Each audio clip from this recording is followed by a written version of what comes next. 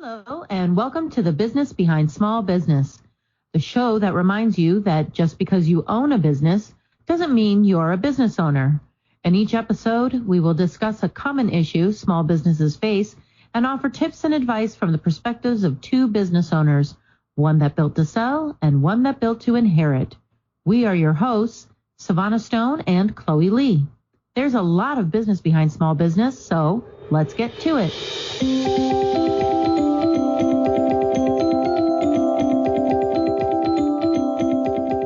For listening to our 3-part series. We're hoping to bring more of those to you in the future, but for now, we've decided since the word processes is so prevalent in all of our podcasts, we would dedicate time to processes. Why do you need them? How do you get started? And what to do afterwards? Before we begin, we should note our disclaimer. We are not licensed financial experts, nor do we give financial advice.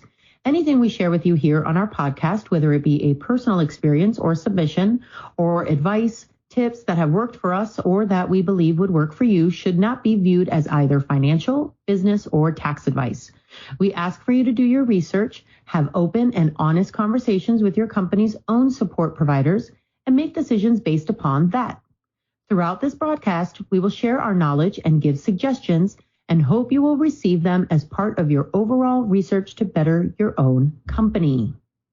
Processes. So we love this word, don't we? I do. I love this word so much. I even said this a few times.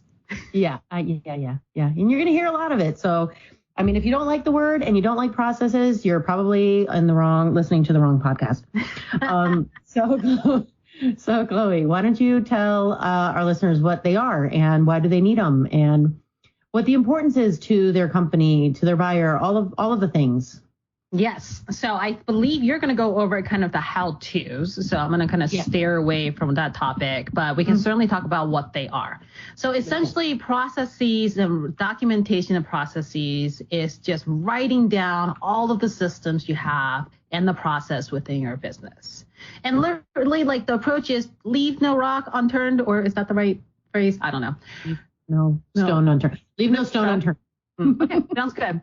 But essentially, you have so many processes in your company from day one, whether you're intentionally building them or you're not. And as you grow and as you're in business longer, these processes are going to evolve. And then there are also going to be more of them. So documenting all of them will be super important to your company. And kind of like what you were mentioning, Sevana, to a company who wants to sell. I think we talked about this in the last episode, is the importance of having all that knowledge in your head and your employee's head written somewhere that is actually utilized is so much value to a potential buyer. Because what happens is it makes a company not dependent on the people resources, and especially as you, as the owner, and that in itself is a huge value. So let's talk about a few types of documents that support a process. So these items include written policies, checklists, tutorials, forms, screenshots, links to other applications, process mapping, so visual workflows and whatnot, templates, and any kind of guides. And all of this really essentially is used to kind of help employees at all sorts of levels that you have in your company to really understand what they're supposed to be doing, what comes before what they do, and what comes after what they do. It helps all of the decision makers and the stakeholders to understand what the full process is. And again, to our episode before about employee onboarding and customer onboarding, when you have written processes, it just accelerates any kind of onboarding process. So why do we need them? I like how, Sevana, you were mentioning, is it Creately.com? Creately. So they kind of had a pretty succinct way of putting together 5 reasons of why you need process documentation. One, it helps improve processes. I'm a big believer in this, especially when I'm doing visual process mapping or workflows. As you are able to put it on a piece of paper, you start going through it in your head and you start identifying bottlenecks and inefficiencies in the process itself. And so just that process itself of getting it on a piece of paper will actually help you improve your process. The process of processing. I'm sorry. So use processes to help you build processes. Processes. To have better processes. You can probably make a drinking game out of this episode of how many times the processing. You'll be drunk before I start talking. Let it go. Anyways, so number 2, it helps train employees. You can use process documents to help onboard your new employees by helping them understand their jobs, roles, and familiarize themselves with the process they'll be involved in.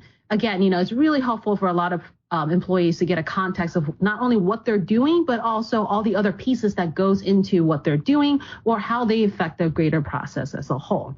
Mm-hmm. Even experienced employees can still refer to these documents whenever they want to make sure that they're executing the process correctly. Number 3, it helps preserve the company knowledge. Keeping a record of the process known only to a few people who is doing them is really not the best way to preserve your company knowledge, especially when they leave. Every company has turnover. And so when you have turnover, having those written processes will be key to transfer information from one employee to the next. 4, it helps mitigate risks and maintains operational consistency. Now, I feel like this point is only as good as the people who use the process. So we can kind of get into that a little bit later. It's like once you know how to do it, it's also how to make sure people follow it. But let's assume in the perfect world, everybody's following the process, then at least you know that you have a consistent expectation of how your operations are going to go. And that in itself will kind of mitigate any kind of risk you have of people kind of, going off the deep end or going off, wandering off the path. And then you have all these exceptions in your company. Number 5. Detailed process documentation is a vital part of patents and trade secrets. Yeah, that's probably pretty true. Yeah, definitely. That secret sauce that actually makes your company work. And that actually goes into, again, the value of your company, right? So if you have the secret sauce and it's actually written somewhere, and again, not in people's heads, but it's actually written and detailed out on quote unquote, a piece of paper or a Word document, this will really go far in the value of, and actually you being able to actually get a patent for your trade secret and then for any other intellectual properties that you may have. Okay. And then so now that we know why you need them and what they are, let's talk about who writes them. So I have to say, this is definitely something a little bit new to me, just about who kind of writes down these process and who kind of owns the process, like documentation. But this is good to kind of think about. So there's 3 key people kind of involved in writing these process. And the key is it doesn't have to be the owner. You want everybody else involved in helping you create, maintain, and develop these process documentation. There are 3 key kind of roles, I guess you can call these. Yeah. There's the process owner. I've never been able to verbalize it, so it's kind of cool to kind of actually see it kind of written down somewhere. Yeah. It's really cool that there's like actual words for these. But this way, and just to give a scenario, sure. Let's say that you have a department that you personally don't get involved in, or you don't have a day-to-day, like maybe there's the operations, there's the shipping department or something like that you don't necessarily get involved in day-to-day, but your manager that's down there, they know they have a process that they use that works for them that you don't have, you personally don't have an attachment to. So having a conversation with them and saying, hey, you are the supervisor, you're the superintendent of shipping, or whatever title it is you've given to them. What process works for you to get these items that need to be shipped out the door when it gets ordered? And when you ask them, then they write their process down. That right there is the process owner. That person has created a process, and they're closely involved to that day-to-day operation, whatever that one operation is. It's not always the owner of the company. Yeah, and honestly, like you were saying, is you get to a point either by choice or involuntarily, if your company gets to a certain size, the owner can't be the owner of everything anymore. Right. It just doesn't work, and it's gonna, stop the growth of your business. So you had mentioned one of the key persons, which is a process owner. So this is, like you said, somebody who's closely involved in a day-to-day operations, who, I guess, would it be right to say kind of they operationalize the process, they make sure the process actually happens in reality, right? Yeah. It's very possible that this person has it in their head no different than an owner of a company would. Right. It's just the way that they make things work for them. And it could be even that it's not a department far away from you. It could be that someone in your office does something like maybe billing. Maybe you have somebody who's in your billing department. Maybe you have somebody who's in your customer service department. Maybe they have something that works for them and they've been with you for a while, and something they're doing is making everyone happy. What is it that they're doing? If you don't have it written down, ask them. Let's write it down together.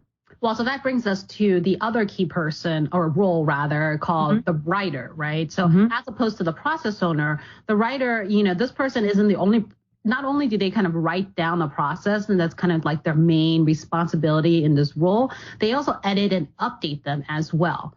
So if you think about, one of the things about processes is that oftentimes it's just the first time you write it because it's such a big effort.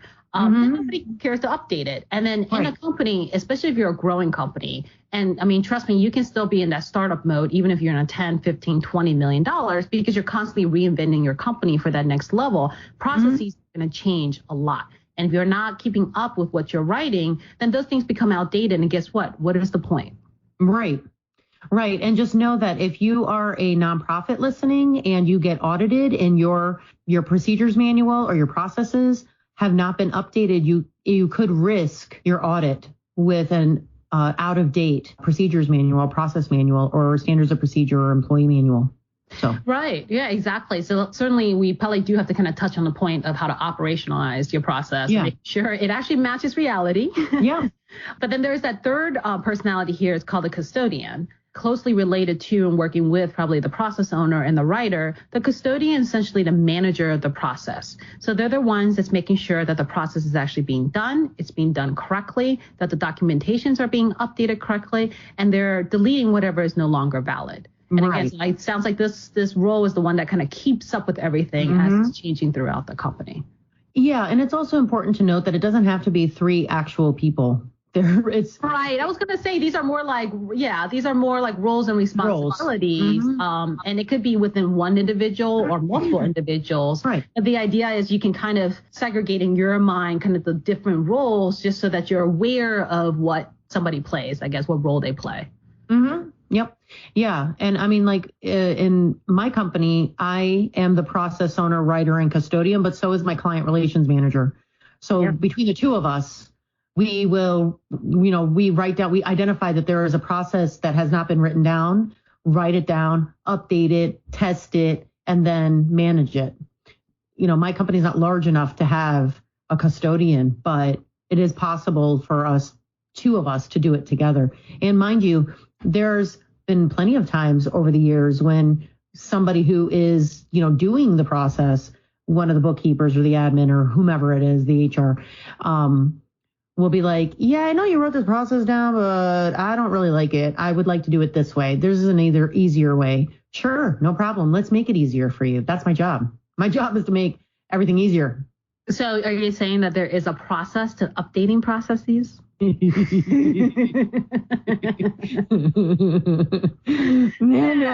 you don't know how happy this episode makes. Oh, I know. The grin on your face when I said that. Oh, it feeds. So let's kind of dig into like how to write these processes. I feel like this is kind of the meat of our podcast. Yes. And I know you are so excited to share this. You have lots of great ideas. You're the queen of process documentation and processes. And so for all of our listeners, definitely listen up. Sharpen your pencils, write a few notes down, unless you're driving. Unless you're driving, yes. Then, re-listen to this when you're not driving. I'd appreciate that. And the people around you would too. So when I first started writing down my processes, I didn't really know where to start. I started by writing down all the things that I did on a daily basis. And then I moved on to what my clients do and what we do for them. And lastly, to all of my service providers, what they do and what I do for them, if it's not already in my daily processes. And the reason why I did it this way is because I am a very fluid, like whatever the day brings, whatever, that's how I started off. And I became this list maker over the course of time. It's funny how much less, or rather how much more free time I have now that I am more of a list and processes kind of person. It sounds counterintuitive, but it's not. I always know what to expect because I've written everything down. I will also say that I started writing this stuff in my downtime, or rather during my businesses or the season that we're not really that busy, which is in my industry, July and August, nobody's really doing much of anything. That was when I took that time to really start honing in on this stuff. By writing these things down, I had a sort of table of contents to work from. And so, for example, onboarding clients is one of our daily tasks. But what does onboarding clients entail? It's a process. Is this an important process? Yes, absolutely. Identifying what processes are important and the need to be documented is the first step to each process. Be sure to add a brief description of each process as well. So, like literally on a Word doc. You don't have to add this to the actual process, but it's going to help you keep them straight. Or you could put it in the actual process and make it like your internal manual. So, whatever way works for you. Next, you want to add what the process includes and what the outcome is of each process. Word it out step by step. You'll want to add where the process will begin and end and what provokes it or jumpstarts it. Set the parameters and it'll help you as you write out the process. From here, you want to establish what happens from this process. Rather, what results from this process when it's completed. Make the purpose of this process clear. It will make better sense and it will give it greater context. While you're at it, if there are any resources attached to each step in this process, you'll want to identify those, meaning like if there's a link or a map, or maybe if you use Lucidchart, a chart, a flow chart, whatever. Let's say there's a function in your business that you don't fully understand. Maybe there's a specialist who has their own process.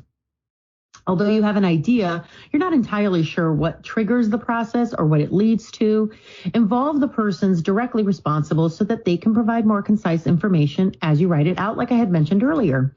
Once you have the process roughly drawn out, follow your own steps to help draw out what you've missed. Or if two steps could be combined somehow, see how you can simplify it. Work on continuously simplifying the process. After you've perfected the process, decide who will be responsible for this particular process and what their role is, along with the job title. Don't make it complicated. It'll lead to confusion and frustration. It should be easy to follow. If your process needs a flow chart or could benefit from one, add that too. Visual aids can be easier to some rather than a step-by-step process. As a note, know that there are exceptions to rules, and if there are any exceptions to yours, mention what they are and who would be the point of contact to rectify or to expand on them. In saying that, there are risks with certain processes, so if there are any in the ones you write out, add control points to help monitor this. Lastly, you want to test them out. They're useless if they're not effective. So test them out, beta test them, maybe internally test them, and then tweak them as necessary. And know that once it's written down, it is still a moving, living, breathing thing. It likely is going to get changed multiple times over the course of a year or over the course of years. Not every process has a beginning, but no process has an end. So just go into it knowing that you have created a skeleton here and you're going to build from this. So now let's take some time to talk about what has worked for us, and at what point in our businesses did we start writing processes down? I would love to say day one. That would be a lie. You and me both. Try day 1,000 something. Yeah. So I think as a startup, you're like everybody else. You're just trying to survive. So you don't really have time to really write much of anything down. And you're probably yourself and you. So I think I mentioned on the last podcast, I didn't really start documenting mine until I started hiring people. And I quickly realized how hard it is to get people to get to the same outcome and perform the work similar to what your standard is if you don't give them some kind of guide for them to work on.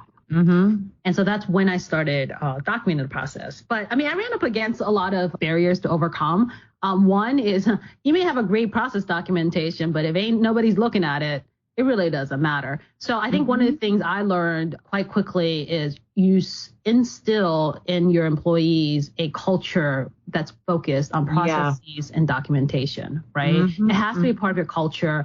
It could even be tied sometimes to your performance evaluations for your employees, some way so that everybody understands in the company how important it is to update, write, create, and develop processes. So to help that, one, you have to have a process to document processes. Yes. Because guess what? Everybody's going to do it whichever way they think is right. And before you know it, not only are you going to have lots of process documentation, you're going to have it in about 500 different ways. Right. You will find yourself out processing yourself. There you go. Like, wait, what was it? What was that process I wrote down? Wait, what is it that we're supposed to do with that? I don't know.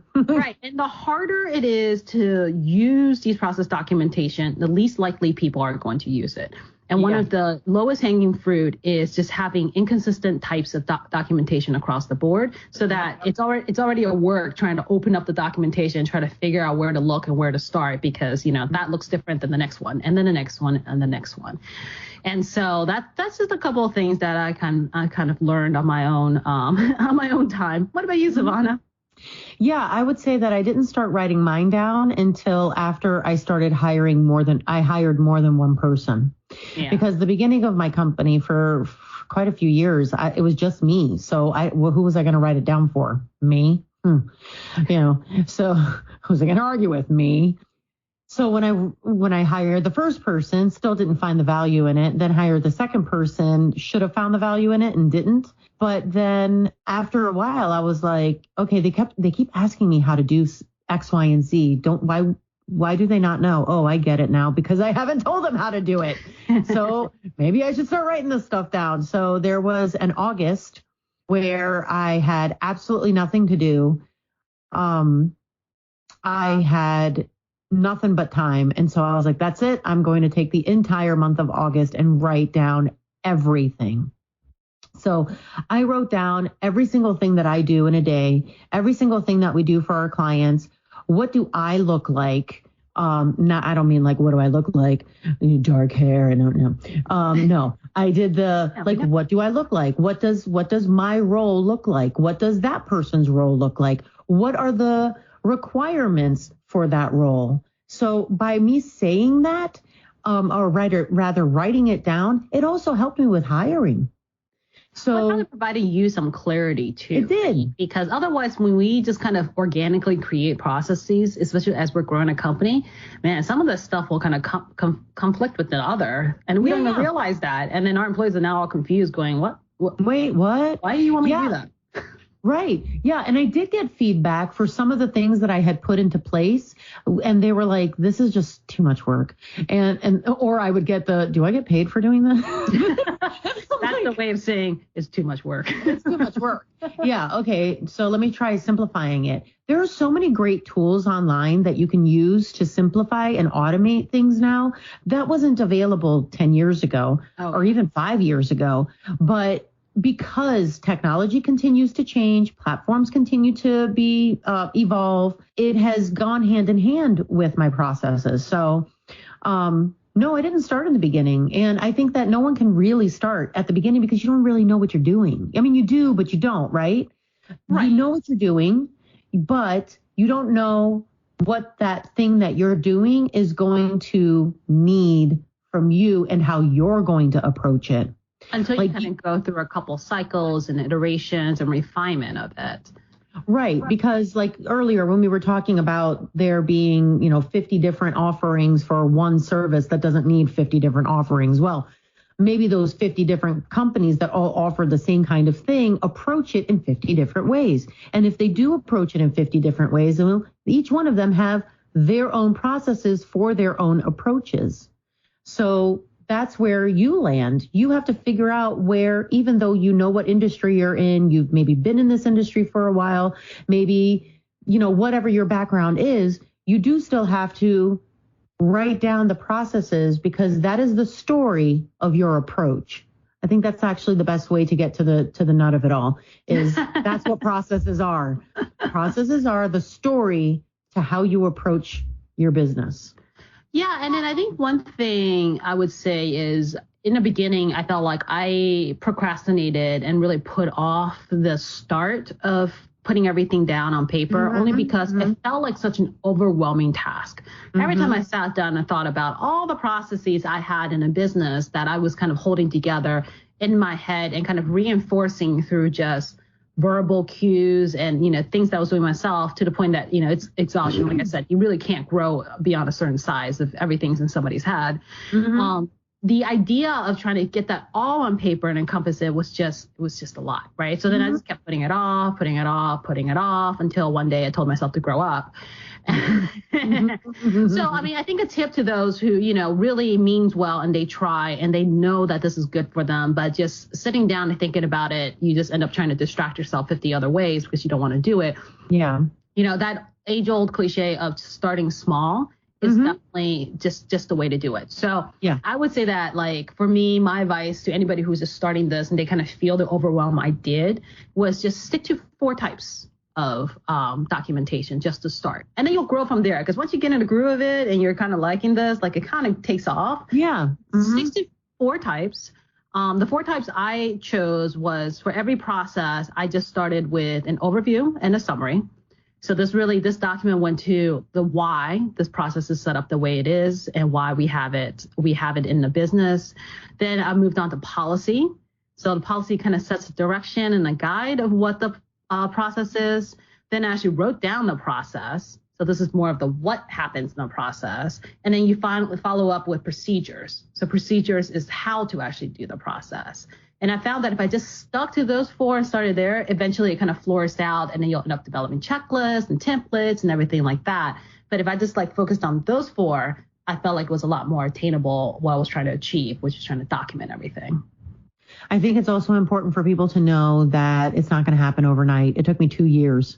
No, it takes a long time. Yeah. It takes a long, long time. This is why, again, the mother of all skills would be have a process to figure out how to develop process documents. Yeah. Right? If you have a process for yourself, it makes it easy and then you'll be willing to do it more. So start there. Yeah. And figure out what your process is and just kind of follow it and then refine it. Yes, ma'am. Although, I don't know if you ever ran up into this, but I feel like there is some inherent hesitation for employees to write down what they do for the fear of being replaced. I feel like we have to address that as kind of a bit of a resistance for our employees taking ownership of these documentation instead of just, I think why naturally a lot of business owners pick it up and do it themselves because they have far more motivation to do it. Well, I don't know that I don't know that there is a way to negate that. That has to do with the person and their personality. If you make them feel like their input is very important to the growth and security of the company, it would make them feel like they are contributing to something greater than themselves, which it's exactly what they're doing, right? It's for the betterment and the growth of the company. If we do well, you do well. If you approach them that way, if that's the kind of culture that you've created, and that again goes back to that whole culture thing, right? So like in my company, I've created a culture that it is part of my culture. It is an expectation of just working for us. It's that we work together. I say it all the time that we have this village mentality and that I go into we talked about this a few episodes ago where we are a team and I'm the coach, not so much that I'm the boss and you're the employee kind of thing, so that we are both learning from each other. And maybe there's something that you're doing that I can simplify for you. Let me see if I can simplify this for you. But I don't know that there is any way that you can negate someone from understanding it as, oh, you're just wanting me to do it because you want to replace me. Yeah, I think there's always going to be definitely some of that resistance and fear from when you're ready to kind of pass off that responsibility of being like the sole process owner and writer and manager. So it's just something to think about. I know that in my company, what I ended up doing, which did work, but it took a few cycles to get that in, is that I told everybody that, look, it's in your best interest to actually document everything and have the right process so that when you go on vacation, somebody else can come in and do what you're doing so you don't come back to a pile of emails and work. Right. And after a few times when people, finally let go, went on vacation and they came back and realized that unlike other companies, they don't come back to a pile of stuff. They come back to a system that's been going on in their stead and they can easily step in and they don't get the stress that they have that a lot of people get when they go on vacation and come back. And then once they saw that, then they were a little more eager to be part of that process. Mm-hmm. Well, that speaks to the whole culture you created. You created a collaborative culture, and I have a collaborative culture. So for you and I, it seems that there wasn't as much resistance. But for those who feel as though they might get resistance, start to work towards a collaborative culture, or the understanding that your company is we're all in this together kind of thing, so that everyone that works for you starts to understand that the processes that they're going to help you create, or the processes that they're going to write down or detail, is bigger than just about them. It's about giving them freedoms, simplifying their job. And you're right, being able to go out to go on vacation and not worry about what's going to happen when what are they going to come back to? So. Exactly. And then the last thing I would say about that is, I know we've mentioned the word culture for a few times, but honestly, at the end of the day, culture is built by what you do, not what you say. Mm-hmm. So you really have to show your employees that you're a team and you have a collaborative nature. Like I was mentioning, I think our employees really relaxed after they saw the effects of what it could do for them, and how easy it was for them to come back and kind of step right in without having to backfill however many days they were out of the office. And so by showing them that's when they really believed it, more so than what I was saying. Mm-hmm. Yeah. Oh, my goodness. You're still going to hear the word process like 50 more times before the end of this podcast. But I hope that we've been able to give you guys at least something to start with. So in each episode, we like to connect a famous example to our discussion to help you relate our talking points on a more global or well-recognized scale. Sometimes we use exact examples of either famous persons or successful business owners of today or in history. And sometimes we use examples of people who inspire us and have inspired today's discussion. Who is your famous example? So funny enough, my famous example was actually taking off Process Street. One day. You probably heard Sevana mention a few times. We have not yet. We're both big fans. I mean, if they were listening, I would love for them to sponsor us. Maybe give me a month for free. That'd be great.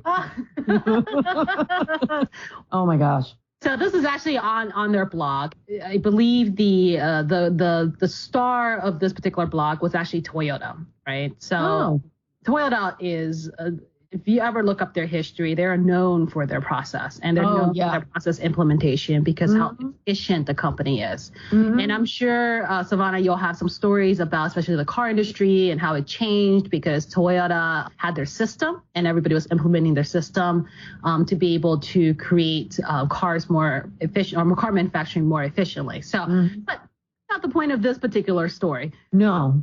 Funny enough, so this company who is just mega into processes and following processes, and I mean, I hate to stereotype, but if you've ever read or met or seen anything about the Japanese culture and how they follow checklists and process to a T, it's amazing. It's impressive.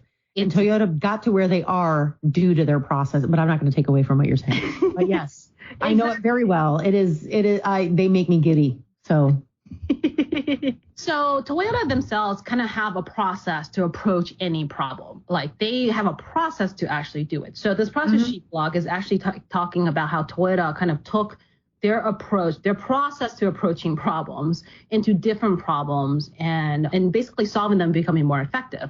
So in this example, one of the examples is actually Toyota in a New York food bank. So the food bank in New York City is one of the largest food banks in the United States and feeds about 1.5 million people every year. Like many large businesses, Toyota, contributes to these kind of charity organizations. And so in this case, what Toyota did was they decided to offer consult to how they actually run the food bank.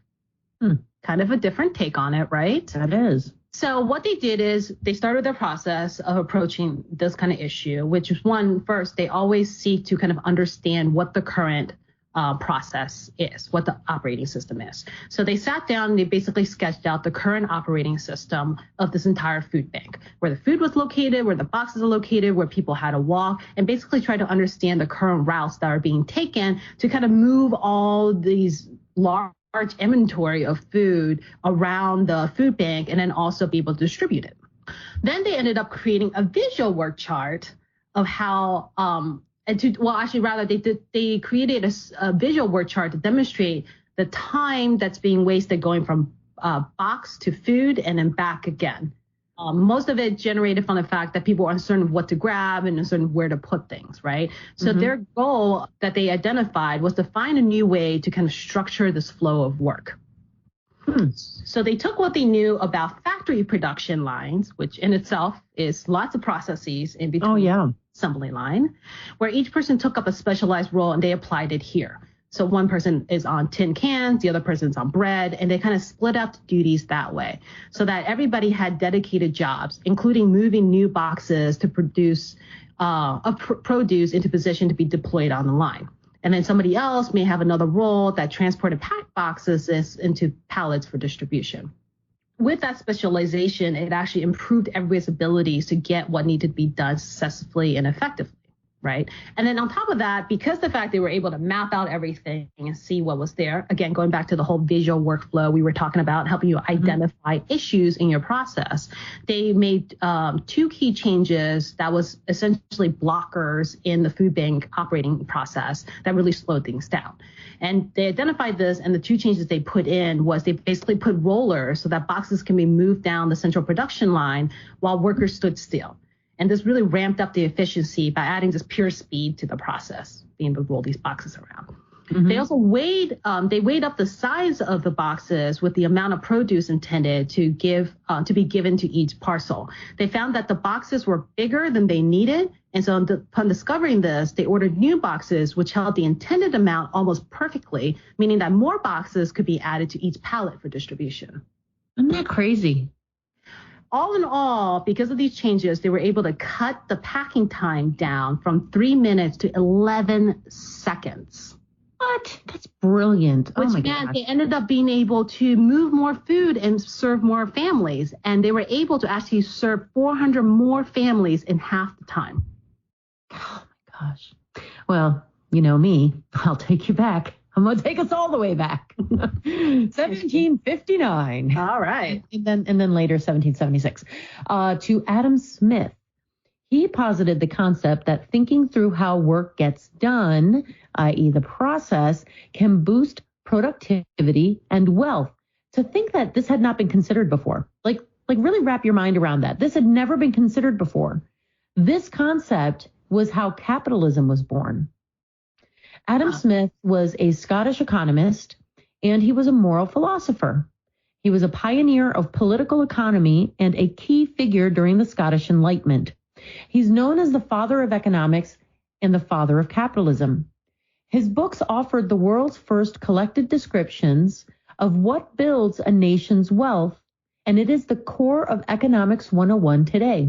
You know, they talk about him in high school even, about his beliefs and his theory on capitalism. His 2 classic works are The Theory of Moral Sentiments, which was written in 1759, and An Inquiry into the Nature and Causes of the Wealth of Nations, or it's also known as Wealth of Nations for short. Speaking to Wealth of Nations, which is considered his magnum opus, this was considered the first modern take on economics, the first time it had ever been articulated, and where he introduced the theory of absolute advantage. It goes into the division of labor, productivity, and free markets. He laid the foundation of classical free market economic theory. But his ideas at the time were so controversial, and he himself was kind of kooky. So because of this, he was often satirized and written off as a radical thinker. It's also important to note that Britain used Smith's concepts and teachings to grow their empire and steer the Industrial Revolution in their own favor. So if you are a bit of a history buff and you happen to know that Britain the UK went seriously, full throttle in the Industrial Revolution, it's because they used what Adam Smith wrote as their map. Karl Marx completely disagreed with Smith's theories and the legacy they created, which led him to write Das Kapital and sparked a revolution of his own. While Adam Smith believed the most ideal economic system is capitalism and opposed the idea of revolution to restore justice to the masses because he valued order and stability over relief from oppression. It's absolutely mind-blowing that this man wrote a book that not only, like, if you think about the butterfly effect of it, it created people like Karl Marx and Stalin and Lenin. I didn't get into that because, I mean, we don't have another 5 hours to talk about this. But, you know, it was because of what Adam Smith wrote that led to revolts, to revolutions, the falls of monarchy, World War I, World War II, but also the Industrial Revolution, to today's, what we know of as capitalism today. It led to socialism. It led to like all of these ways in which we make money, produce money, keep money, spend money. Absolutely brilliant. So was his book more like philosophical, or was it kind of really a how-to? Yeah. So I'm going to get into it a little bit later, but I'm reading the book now. And it is a philosophical approach to what happens when a nation is building its wealth and the people inside of that nation are building their wealth, and what the moral implications are of that and the philosophical implications of that is. Kind of like when social media was created, what they should have done, but they didn't do. What kind of an effect will this have once we embark upon this? Okay. So I have a feeling that the book is going to make another appearance on the podcast when we get to the recommendations part. Perhaps. Speaking of which. With each episode, we like to share either book, tools, apps, platforms, or anything we think is a great next step and connector to our discussion. So if you like our subject matter and want to learn more, you'll have a great place to start. All right, I will go first. So I definitely have a bucket full. I don't know why bucket full instead of handful of tools that I kind of use when I was going through my own process documentation. So I'm a big fan of Vizio. Unfortunately, it's probably a little expensive, but you know, the online Vizio works just as well with the subscription these days in Microsoft Vizio. So I use Vizio to do like workflow process charts and whatnot. So that's always a good way of kind of seeing a process from a higher view and kind of working through all the steps to see if there are roadblocks along the way. Of course, Microsoft Word. Easiest thing possible. Any kind of document software will work. Videos. So the one I've always gone back to is Screencast-O-Matic. These days, short snippet of videos is far more effective than what's written on paper. But, you know, I tend to use both because I feel like some people are kind of better readers as learners and others need the auditory and the visual to be quick learners. Another type of software I used a lot was also Dropbox Paper.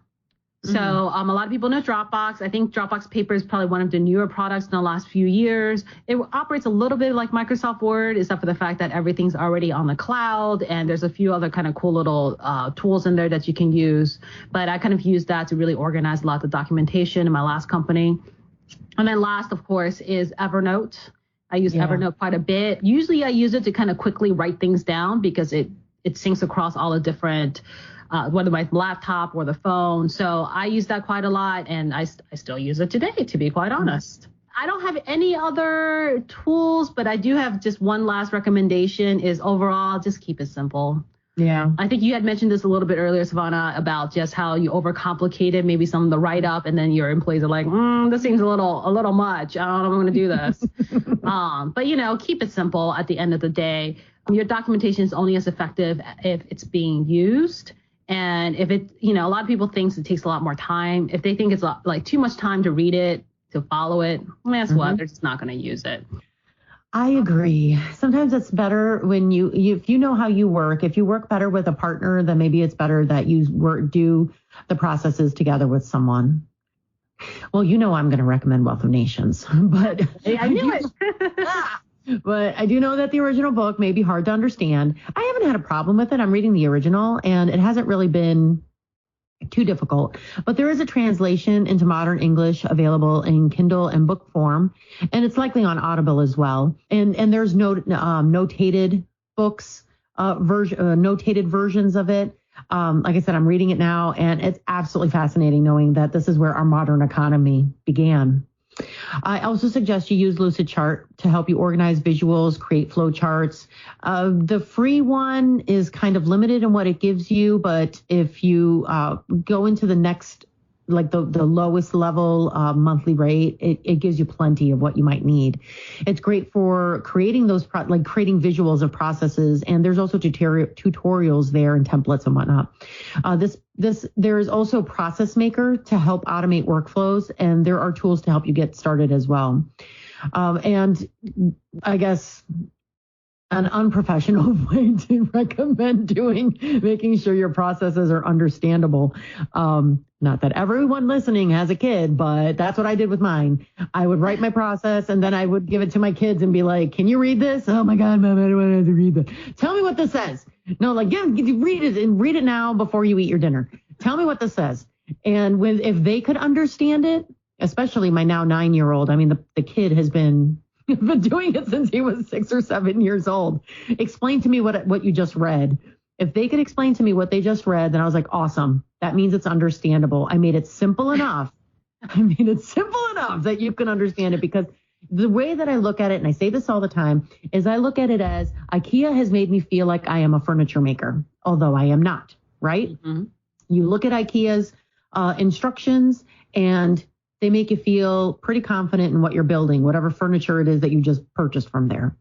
That's how your processes should be. They should be simple and succinct, and something that anyone walking in should be able to read. Not that anyone is going to be walking in and just being like, okay, I'm running the empire now. No, it's not like that.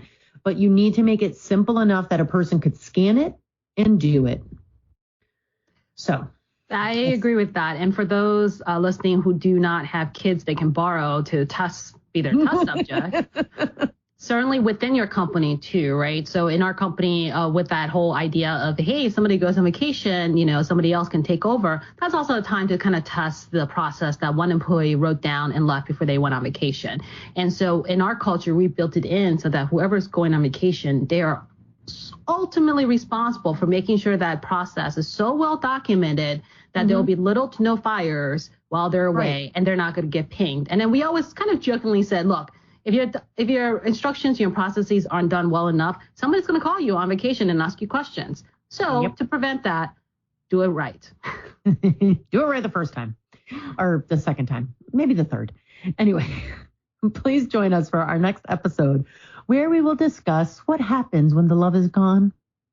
What do you do when you've stopped loving your company? Do you try to fall back in love, or is it time to move on? How will you know?